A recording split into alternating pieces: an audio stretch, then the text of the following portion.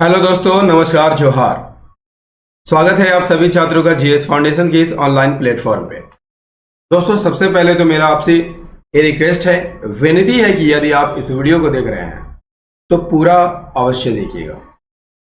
Video यदि अच्छी लगे तो एक लाइक कर दीजिएगा, दोस्तों के साथ शेयर कर दीजिएगा, और यदि आप भी इस चैनल पर नए हैं, चैनल को जरूर सब्सक्राइब कर लीजिएगा, बेल आइकन को प्रेस कर लीजिएगा। आज के सेशन में हम लोग देखेंगे झारखंड जीके को, और झारखंड जीके के महत्वपूर्ण प्रश्नों को यहां कवर करेंगे विथ फुल एक्सप्लेनेशन।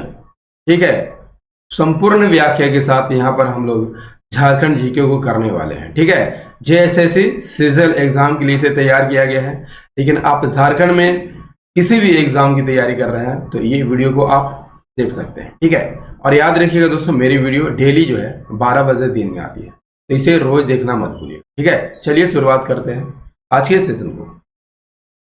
तो पहला सवाल आपकी स्क्रीन पर है, रांची स्थित जगन्नाथ मंदिर, ठीक है, जगन्नाथ मंदिर का निर्माण किसने कराया था? सही आंसर हो जाएगा ऑप्शन सी, ठाकुर एनी शाह ने कराया था। जगन्नाथ मंदिर कहां पर है? जगन्नाथपुर, रांची में है। ठीक है, निर्माण कब कराया गया था? 25 दिसंबर 1691 में। ठीक है, किसके द्वारा? ठाकुर एनी शाह के द्वारा, जो नागवंशी राजा राम शाह के कौन से पुत्र थे? चौथे वाले पुत्र थे। ठीक है, इस मंदिर में किसकी मूर्तियां स्थापित की गई है? जगन्नाथ, सुभद्रा और बलराम की। ठीक है, और इन्हीं मूर्तियों के साथ, ठीक है, धातु से बना हुआ वंशीधर की मूर्ति भी आपको वहां पर देखने को मिलेगा।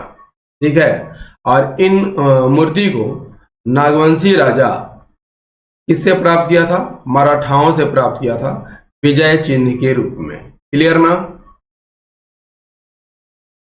यह मंदिर जो है किससे मेल खाता है? उड़ीसा के जगन्नाथ मंदिर से मेल खाता है। ठीक है, यहाँ पर हर साल जो है मेले का आयोजन किया जाता है। इस मंदिर की ऊंचाई कितनी है दोस्तों? 100 फीट है। कितनी है? 100 फीट। ठीक है, और इस मंदिर का वर्तमान स्वरूप जो है कब दिया गया था? 1991 में दिया गया था। ठीक है, इसमें कितनी लागत आई थी? 1 करोड़ रुपए लागत आई थी। कितनी? 1 करोड़ रुपए लागत आई थी। क्लियर ना? चलिए नेक्स्ट है, पतवार किस जनजाति का लोकगीत है? ठीक है, पतवार किस जनजाति का लोकगीत है? आंसर इज द ऑप्शन ए, संथाल जनजाति का लोकगीत है। देखिए, संथाल जनजाति में लोकगीत कौन कौन से हैं? तो दौड़, ठीक है, ये विवाह के समय गाया जाने वाला लोकगीत है। वीर सेरेन जंगल में गाया जाता है, जंगल का लोकगीत है। इसके अलावा और भी लोकगीत हैं, जैसे सोहराय, लांगेड़, विनसार, वाहा, दशाय, पतवार। ठीक है, अन्य भी लोकगीत है दोस्तों, इसे आप देख लीजिएगा, नोट कर लीजिएगा। नेक्स्ट है, सोहराय नृत्य के दौरान महिलाओं द्वारा इनमें कौन सा गीत गाया जाता है? Answer is the option A, चुमावड़ी गीत गाया जाता है। कौन सा? चुमावड़ी गीत गाया जाता है। सोहराय नृत्य किसके सम्मान में किया जाता है? पालतू पशुओं के सम्मान में किया जाता है।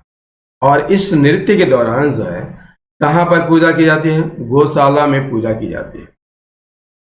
इस नृत्य के दौरान महिलाओं के द्वारा चुमावड़ी गीत गाया जाता है।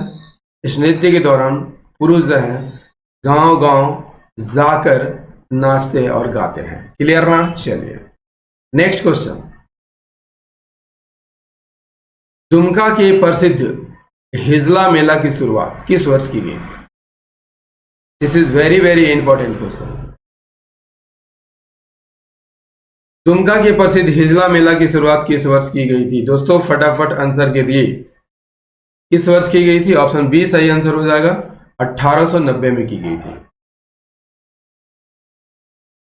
हिजला मेला किस जिले में लगता है? दुमका जिले में लगता है, मयूराक्षी नदी के किनारे। ठीक है, कब लगता है? बसंत ऋतु में, यानी फरवरी मार्च में लगता है। देखो दोस्तों, सवाल है हिजला शब्द कहां से आया है? तो एक खनिज है, याद रखिएगा, हिजलोपाइट। ये हिजला शब्द जो है इसी खनिज का संक्षिप्त रूप है। और ये हिजलोपाइट, ठीक है, हिजलोपाइट कहां पर पाया जाता है? संथाल परगना की पहाड़ियों में पाया जाता है। संथाल परगना की पहाड़ियों में पाया जाता है। क्लियर ना? इस मेले का प्रारंभ बसंत ऋतु में होता है। बसंत ऋतु में होता है, 1 सप्ताह तक चलता है। 1 सप्ताह तक चलने वाला यह मेला है, ठीक है। इसका प्रारंभ किसने कराया था दोस्तों? तो उस समय के उपायुक्त जो थे, कौन थे? कास्टियर्स, ठीक है। और इसी ने इस मेले का प्रारंभ करवाया था। कब करवाया था? तो 1890 में करवाया था, ठीक है। और संथाल जनजाति में जो है इस मेले का काफी ऐतिहासिक महत्व है। नेक्स्ट है, थोड़ा स्टेटमेंट वाला सवाल है दोस्तों, ठीक है। स्टेटमेंट वाला सवाल है, तो आप ध्यानपूर्वक आंसर को कीजिएगा। झारखंड में प्रचलित डोकरा कला के बारे में इनमें से कौन सा कथन सत्य है? इस कला में मोम कास्टिंग तकनीक का प्रयोग किया जाता है। बिल्कुल सही कथन है। बी है, इस कला में मधुमक्खियों से प्राप्त मोम का प्रयोग किया जाता है। इस कला का संबंध मलेर जनजाति से है। ये तीनों कथन यहाँ पर सही है। Option D is the correct answer. यहाँ पर सभी कथन सत्य हैं।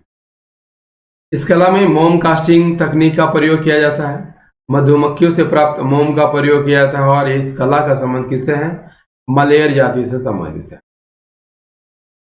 नेक्स्ट है, इनमें कौन सी भाषा झारखंड की प्रमुख संपर्क भाषा है? तो कौन सी भाषा झारखंड की प्रमुख संपर्क भाषा है? Option D is the correct answer. Option D, that is Nagpuri भाषा। नागपुरी भाषा के विकास किससे हुआ है? मगधी प्राकृतिक भाषा से हुआ है। और यह झारखंड की प्रमुख जो है संपर्क भाषा है, ठीक है। इसे सादरी और गंवारी भाषा भी कहा जाता है, नागवंशी राजाओं की मातृभाषा थी, ठीक है। यदि आपसे पूछ लिया जाए दोस्तों कि नागपुरी के प्रथम ज्ञात कवि कौन थे? वेनी राम महता। कौन थे दोस्तों? वेनी राम महता थे। क्लियर ना? चलिए, वेनी राम महता की एक रचना है दोस्तों, क्या नाम है? नागवंशावली। क्या नाम है दोस्तों? नागवंशावली, ठीक है। इंपॉर्टेंट फैक्ट है आपके एग्जाम के दृष्टिकोण से। नेक्स्ट है, हो दुरंड नामक पुस्तक के लेखक कौन है? हो दुरंड नामक पुस्तक के लेखक कौन है? Option C is the correct answer, that is W.G. Archer. हो दुरंड किसके द्वारा है लिखा गया है? W.C. आर्चर की पुस्तक है। और इसमें हो लोक गीतों का संकलन देखने को मिलता है। किस लिपि में है? देवनागरी लिपि में है। और हो साहित्य का महाकाव्य है, ठीक है। इसका प्रकाशन कब किया गया था? 1942 में। क्लियर है? चलिए, नेक्स्ट है, सर्वाधिक क्षेत्रफल वाला जिला कौन है? आसान सा सवाल है दोस्तों, काफी इजी सवाल है, ठीक है। काफी इजी सवाल है, आंसर कीजिए। सर्वाधिक क्षेत्रफल वाला जिला कौन है? पश्चिमी सिंहभूम, गुमला, रांची, इनमें से कोई नहीं। सही आंसर हो जाएगा option A is the correct answer. पश्चिमी सिंहभूम का सबसे अधिक क्षेत्रफल है। पश्चिमी सिंहभूम का क्षेत्रफल कितना है? 7,224 वर्ग किलोमीटर। गुमला 5,360 वर्ग किलोमीटर। रांची 5,097 वर्ग किलोमीटर। नेक्स्ट है दोस्तों, झारखंड के किस क्षेत्र में विंध्यक्रम की चट्टानें पाई जाती हैं? विंध्यक्रम की चट्टानें कहां पर पाई जाती हैं? ऑप्शन सी सही आंसर हो जाएगा, गढ़वा में पाई जाती है, ठीक है। दोस्तों, यहां पर वीडियो को मैं रोकता हूं और आपसे पूछता हूं आपको ये सेशन कैसा लग रहा है, ठीक है। सेशन यदि पसंद आ रहा होगा दोस्तों तो एक लाइक कर दीजिएगा, कमेंट जरूर कीजिएगा, ठीक है। और आप भी यदि इस चैनल पर नए हैं तो रिक्वेस्ट है, विनती है कि आप इस चैनल को जरूर से जरूर सब्सक्राइब कर लीजिए, ठीक है। तो विंध्यक्रम की चट्टानें कहां पर पाई जाती है? गढ़वा में पाई जाती है। Option C is the correct answer. विंध्यक्रम की चट्टानें, ठीक है, झारखंड के उत्तर पश्चिमी भाग में आपको देखने की मिलती है, सोन क्षेत्र में, विशेष रूप से गढ़वा में दिखाई देता है। यह रोहतास पठार का दक्षिणी हिस्सा है, ठीक ना। निर्माण कैसे हुआ है? अवसादों के जमाव से हुआ है। अवसादों के जमाव से हुआ है। ठीक है, और यह इसमें बलुआ पत्थर और चूना पत्थर देखने को मिलता है और ये क्षैतिज परतदार चट्टान के रूप में आपको देखने को मिलता है। नेक्स्ट है झारखंड के पाट क्षेत्र की भौगोलिक आकृति कैसी है? तो काफी बार यानी मल्टीपल बार बढ़ा चुका हूं दोस्तों। कैसी है? त्रिभुजाकार है। Option B is the correct answer. पाट क्षेत्र की आकृति कैसी है? त्रिभुजाकार है। इसका शीर्ष दक्षिण में है और आधार उत्तर में है। ठीक ना। इस क्षेत्र का ऊपरी भाग क्या कहलाता है? टाण कहलाता है और निचला भाग क्या कहलाता है? निचला भाग दोन कहलाता है। ठीक है, नेक्स्ट क्वेश्चन। नेक्स्ट है धनबाद में प्रवेश करते समय में से कौन सी नदी दामोदर नदी में आकर मिलती है? कतरी, भेड़ा, बराकर या Jamunia? Answer is option D, Jamunia नदी आकर मिलती है। कहां पर मिलती है? धनबाद में। धनबाद में प्रवेश करते समय इसमें कौन सी नदी मिलती है? जमुनिया नदी में। और दामोदर में पारसनाथ क्षेत्र से आने वाली कौन सी नदी मिलती है? कतरी नदी मिलती है। और चिरकुंडा के पास इसमें बराकर नदी मिलती है। नेक्स्ट है इनमें से कौन सा जलप्रपात गुमला जिले में अवस्थित है? हेपाद, नागफेनी, सदनी घाघ, उपरोक्त सभी। तो इन सभी जलप्रपात को हम कहां पर देखेंगे? गुमला जिले में देख पाएंगे। Option D is the correct answer, that is उपरोक्त सभी।